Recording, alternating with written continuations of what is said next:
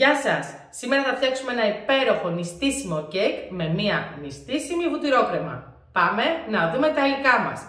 Για το κέικ θα χρειαστούμε 400 γραμμάρια ζάχαρη, 500 ml βραστό νερό, 125 ml ηλιέλαιο, 300 γραμμάρια αλεύρι για όλες τις χρήσεις, 100 γραμμάρια κακάο, μία κουταλιά της σούπας ξύδι λευκό, 2 κουταλάκια του γλυκού σόδα μαγειρικής, 2 κουταλιές της σούπας ή αλλιώς 2 δόσεις καφέ εσπρέσο ή κενές μπορείτε να βάλετε, ό,τι έχετε στο σπίτι.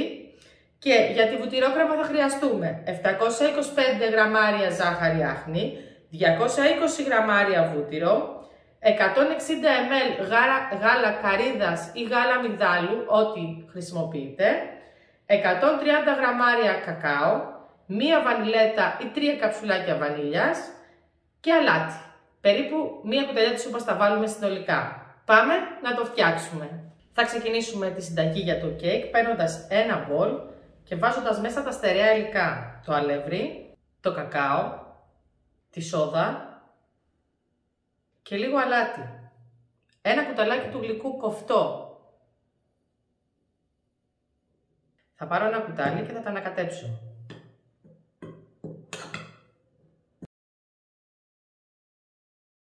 Αφού τα ανακατέψω, θα τα αφήσω στην άκρη. Θα πάρω ένα άλλο μπολ, θα βάλω μέσα το βραστό νερό. Θέλω το νερό σας να είναι βραστό, να βράζει, να χοχλάζει. Τη ζάχαρη, το ηλιέλαιο, το ξύδι και θα ρίξω μέσα στα υγρά μου και τον καφέ. Το ρίχνω εδώ γιατί θέλω να τον διαλύσω.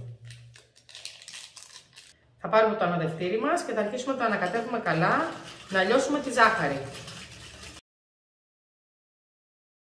Αφού λιώσουμε τη ζάχαρη, το φέρω από εδώ, θα παίρνουμε κουταλιά τώρα από τα στερεά και θα το ρίχνω μέσα και θα ανακατεύω.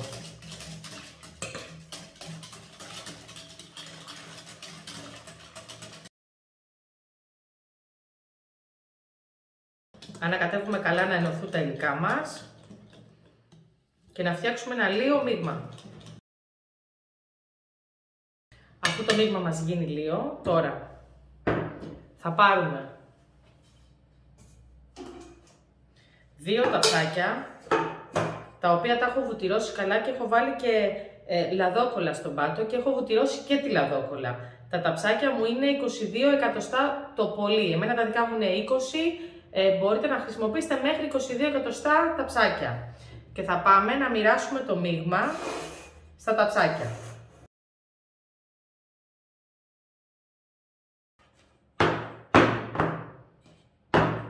Τα χτυπάμε λίγο να ξεφουσκώσουν. Λοιπόν, είναι έτοιμα για το φούρνο. Θα τα βάλουμε σε προθερμασμένο φούρνο στους 180 βαθμούς στις αντιστάσεις ή στον αέρα για 20 με 25 λεπτά. Θα τα δείτε με τη μέθοδο της οδοντογλυφίδας. Όταν η οδοντογλυφίδα μας βγει καθαρή από το κέικ, σημαίνει ότι είναι έτοιμο. Πάμε να τα βάλουμε. Όσο ψήνεται το κέικ μας, πάμε να φτιάξουμε τη βουτυρόκρεμα. Καταρχάς έχω πάρει το βούτυρο και το έχω λιώσει. Θα το βάλω σε ένα μπολ. Το βούτυρο που χρησιμοποιώ είναι μαργαρίνη. Είναι δηλαδή φυτικό βούτυρο. Μπορείτε να βάλετε ό,τι βούτυρο θέλετε, αρκεί να είναι φυτικό, για να γίνει νηστίσιμο το γλυκό μας. Θα ρίξω μέσα το κακάο. Εδώ θέλω μίξερ όμως και θα αρχίσω να το ανακατεύω με το μίξερ.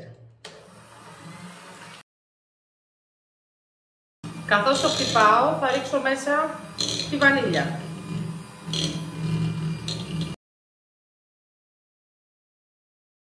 Λίγο αλάτι, περίπου μισό κουταλάκι του γλυκού και λίγο λιγότερο. Και τέλος θα αρχίσω να ρίχνω εναλλάξ το γάλα με τη ζάχαρη άχνη.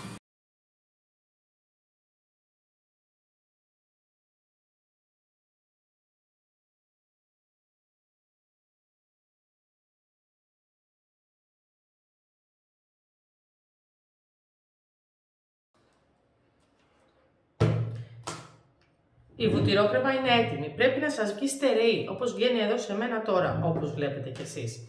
Τώρα, θα πρέπει θα τη βάλουμε μάλλον λίγο στο ψυγείο μέχρι να βγάλουμε τα κέικ, να κρυώσουν τελείως, να έρθουν σε θερμοκρασία δωματίου, για να μπορέσουμε να βάλουμε τη βουτυρόκρεμα. Μην κάνετε το λάθος και βάλετε την βουτυρόκρεμα ζεστή πάνω στο κέικ. Οπότε περιμένουμε να γίνουν και να κρυώσουν τα κέικ. Και όπως βλέπετε, και αφού τα κέικ μας έχουν κρυώσει τελείως, δεν είναι καθόλου ζεστά, πάμε τώρα να τα στολίσουμε. Έχω βάλει τη βουτυρόκρεμα σε ένα κορνέ. Θα κάνω λίγο στην πιατέλα που θα τα βάλω ένα μικρό ροζό και το βλέπετε πόσο εύκολα ξεκολλάει. Θα το βάλω στη μέση της πιατέλας μου. Το βάζω από την ανάποδη πλευρά γιατί θέλω την πάνω επιφάνεια αλία.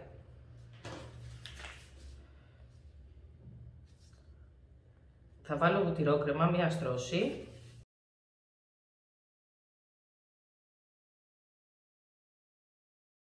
Με ένα μαχαίρι, με μία μαρίζα, ό,τι έχετε, το ισιώνουμε.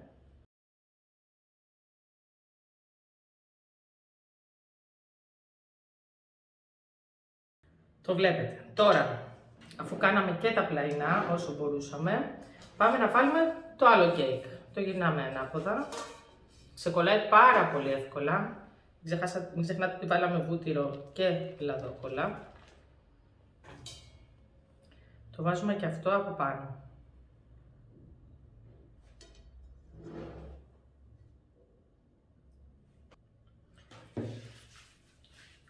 Βάζουμε πάλι μία στρώση από βουτυρόκρεμα.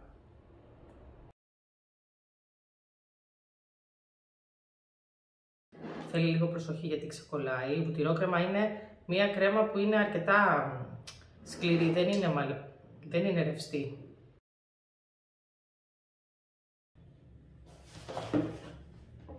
Θέλω να κάνουμε και τα πλαϊνά μας.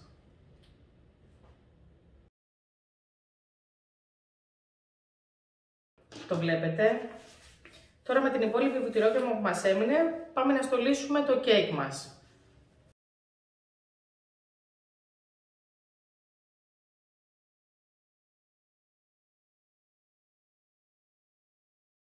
Αυτό είναι το κέικ μας. Πάρα πολύ ωραίο και έτοιμο για σερβίρισμα.